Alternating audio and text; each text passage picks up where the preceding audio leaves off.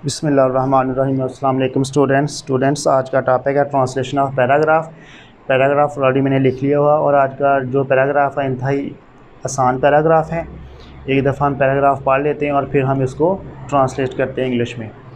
वो लोग जो खुद गर्ज़ हैं, महज असूल ज़र के लिए कोशा रहते हैं, इनका नज़रिया सिर्फ पैसा होता है, चाहे रिश्वत से हासिल करें या मिलावट से, ज़ख़ीरा अंदोज़ी से या स्मगलिंग से, गलत ज़राए से। पैसा कमाने वाले मुल्क के दुश्मन होते हैं, अवाम के कातिल हैं। ये लोग वतन के गद्दार हैं, नगे वतन है, ये नाकाबिले माफ़ी हैं। हर महब वतन को इन पर कड़ी नज़र रखनी चाहिए, हर मुमकिन कोशिश की जाए कि इनकी हौसला अफजाई ना हो। तो स्टूडेंट्स, ये हमारा पैराग्राफ है और हमारे पैराग्राफ का पहला सेंटेंस है वो लोग जो खुद गर्ज़ हैं।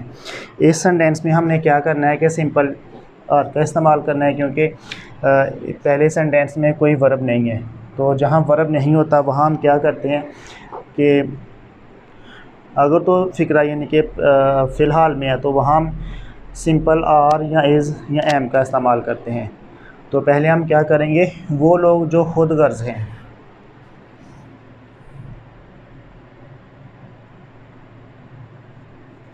The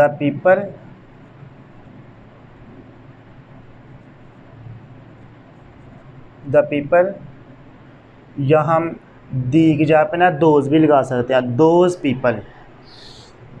the people who are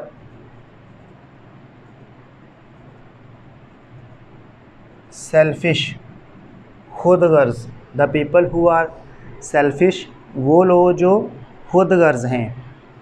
next sentence है हमारा, महज असूल ज़र के लिए कोशा रहते हैं। तो इस सेंटेंस को हम प्रेजेंट एंड डेफिनेट टेंस के मुताबिक बनाएंगे। प्रेजेंट एंड डेफिनेट टेंस के मुताबिक जो उर्दू के सेंटेंस होते हैं उनके आखिर में ता है, ती है, ताहो वगैरह के अल्फाज आते हैं और वर्ब की फ़र्स्ट फॉर्म लगाते हैं। और सब्जेक्ट जब प्लूरल होता है तो वर्ब के साथ एस या इसका इजाफा नहीं करते, यानी कि हम एस या इसका इजाफा उस वक्त करते हैं जब सब्जेक्ट हमारा सिंगुलर होता है। तो इसमें सब्जेक्ट हमारा प्लूरल है। महज असूल ज़र के लिए कोशा रहते हैं या असूल ज़र के पीछे भागते हैं। तो इसको हम प्रेजेंट एंड डेफिनेट टेंस के मुताबिक करेंगे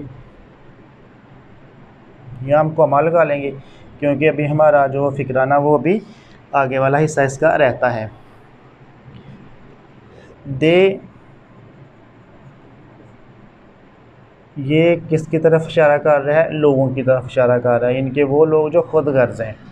खुद गर्ज़ लोग क्या कहते हैं कि असूल ज़र के लिए यानी कि भागते हैं, उसकी तरफ लगे रहते हैं।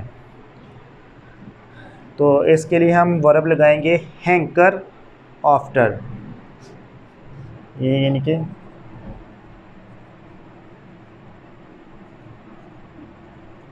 हैंकर आफ्टर, इसका मानी होता है किसी चीज़ के पीछे भागना।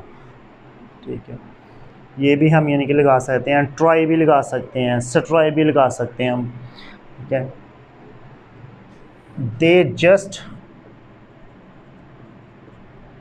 दे जस्ट वो महज असूल ज़र के लिए कोशा रहते हैं। दे जस्ट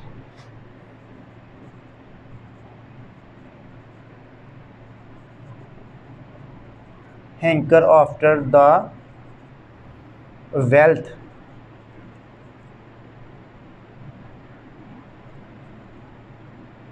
असूल ज़र का मानी क्या होता है, दौलत।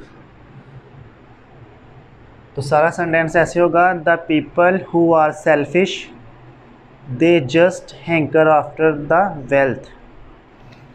नेक्स्ट सेंटेंस है, इनका नज़रिया सिर्फ पैसे होता है। इनका नज़रिया,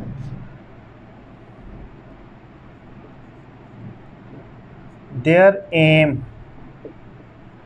इनका नज़रिया सिर्फ पैसा होता है। There aim is only money,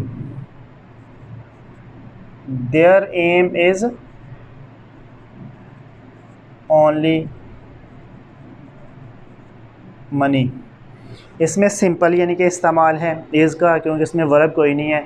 there M क्या है इसमें, ये जो है ना एम के मुताबिक हमने वो लगाना है, इसके साथ इज़ लगाना है, यानी कि ये सिंगुलर है तो इसके मुताबिक इज़ लगाएंगे। Their aim is only money, या एम की जगह पे हम आइडियालॉजी भी लगा सकते हैं, their ideology is only money.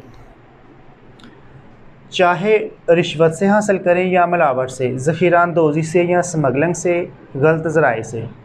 तो स्टूडेंट्स अगर हम यहाँ सब्जेक्ट ये लगा लें चाहे वो किसकी तरफ यानी कि इशारा है, लोगों की तरफ है, तो यहाँ हम वो को क्या कर सकते हैं, सब्जेक्ट बना लेंगे अपनी आसानी के लिए। चाहे वेदर,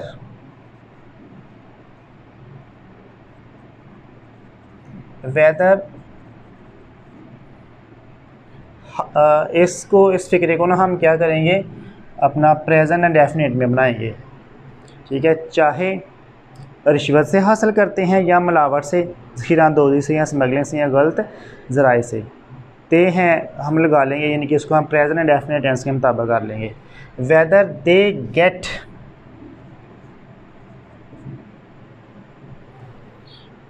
दे गेट ब्राइबरी, रिश्वत। अब हमने क्या करना है, वेदर को जब हमने फ़िक्रे में यूज़ करना ना, तो इसके बाद हम जो इसका दूसरा हिस्सा लगाते हैं ना, और लगाते हैं, यानी कि दूसरे से में जो कंजक्शन लगाना हमने और लगाना है। वेदर दे गेट ब्राइबरी, और मिलावट से अडल्ट्रेशन,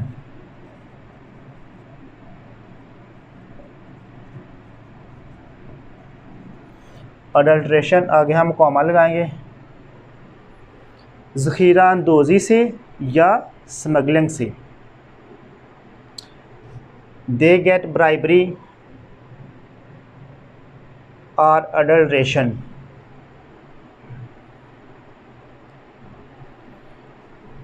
आगे है ज़ख़ीरा अंदोज़ी से या स्मगलिंग से, ज़ख़ीरा अंदोज़ी के लिए होर्डिंग,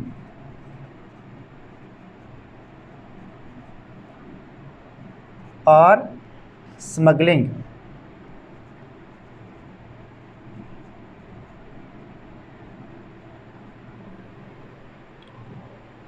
से गलत ज़राए से, थ्रो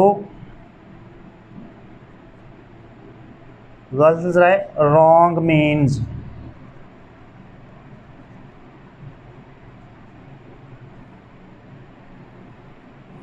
तो स्टूडेंट्स ये वाला सेंटेंस भी हमारा इंग्लिश में हो गया। वेदर दे गेट, तो स्टूडेंट्स अगर हम यहाँ पर भी यानी कि क्या लगा सकते हैं, थ्रो लगा सकते हैं। Weather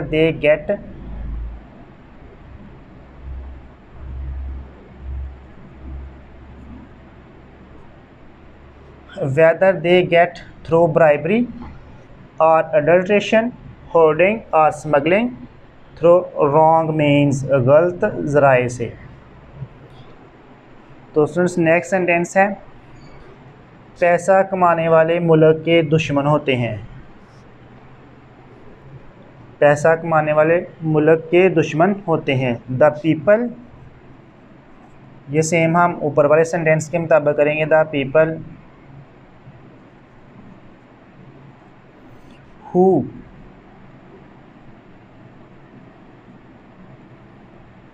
earn money, present and definite tense के मुताबिक। तो यहाँ ये जो हु है ना, ये लोगों की तरफ इशारा कर रहा है, यानी कि यहाँ ये जो हु है ना, ये रिलेटिव प्रोनाउन है, और रिलेटिव प्रोनाउन वो होते हैं जो अपने से पहले नोन की तरफ इशारा करते हैं। The people who earn money, जो लोग पैसा कमाते हैं, मुल्क के दुश्मन होते हैं। अब लोग ज़्यादा हैं, और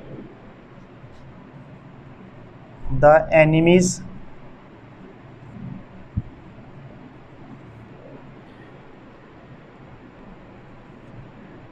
of the country,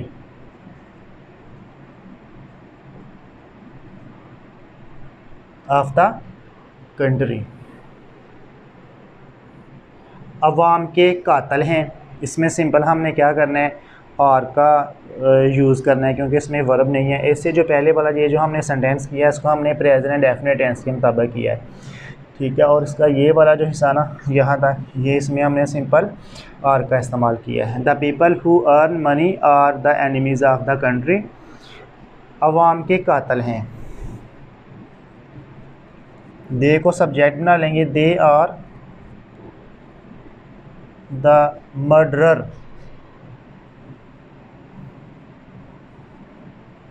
murderers of the people, they are the murderers of the people। इसमें सिंपल यानी कि क्या करना है, हमने आर का इस्तेमाल करना है।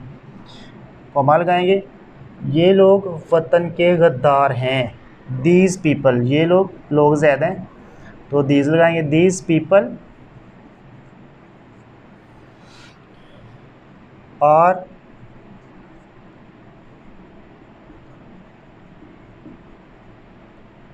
traitor to the country।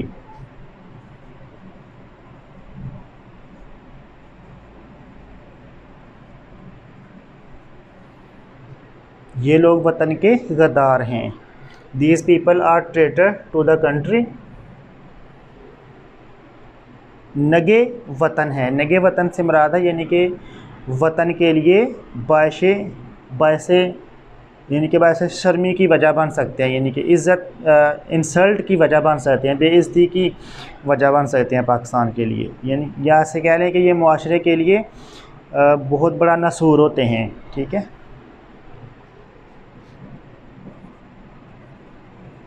They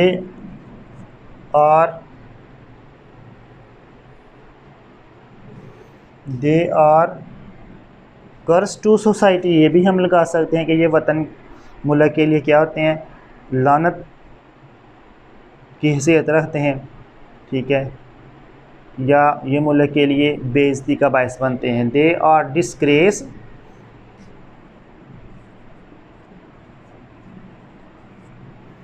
are disgrace to the country.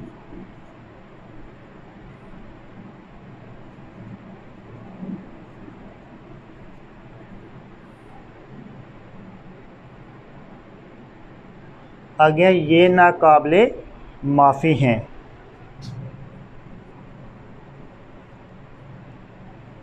They are नाकाबिले माफ़ी यानी कि जिसको माफ़ नहीं किया जा सकता। अनफॉरगिवेबल, दे आर अनफॉरगिवेबल,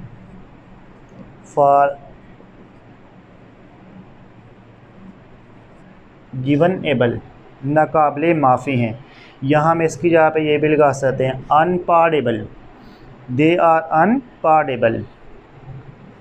यहाँ हमारा ये सेंटेंस मुकम्मल हो गया। नेक्स्ट सेंटेंस है, हर मुहब्बे वतन को इन पर कड़ी नज़र रखनी चाहिए। इस फ़िक्रे के आखिर में चाहिए तो हम यहाँ क्या करेंगे, शुड लगाएंगे, शुड का इस्तेमाल करेंगे हम। इसमें सब्जेक्ट बनाएंगे हम हर मुहब्बे वतन, एवरी पैट्रियट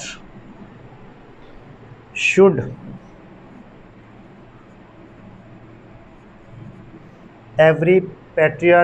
कीप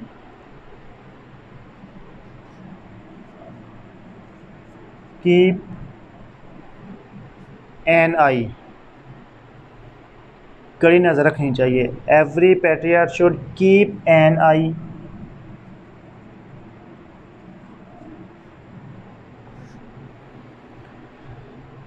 इन पर, on them, every patriot should keep an eye on them, इन पर नज़र रखनी चाहिए। हर मुमकिन कोशिश की जाए कि इनकी हौसला अफजाई ना हो, हर मुमकिन कोशिश की जानी चाहिए। ये हम इसमें शुड का पैसा बनाएंगे, ठीक है। Every possible effort, every possible effort should be made,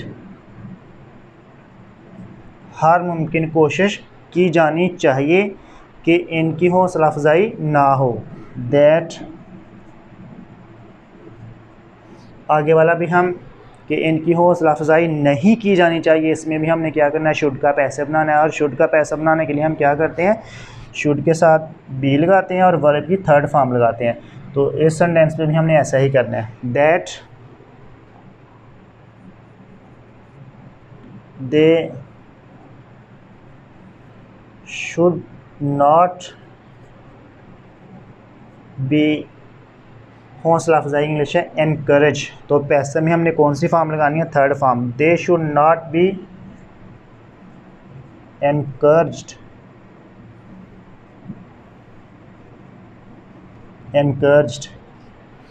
इनकी हौसला अफजाई नहीं होनी चाहिए।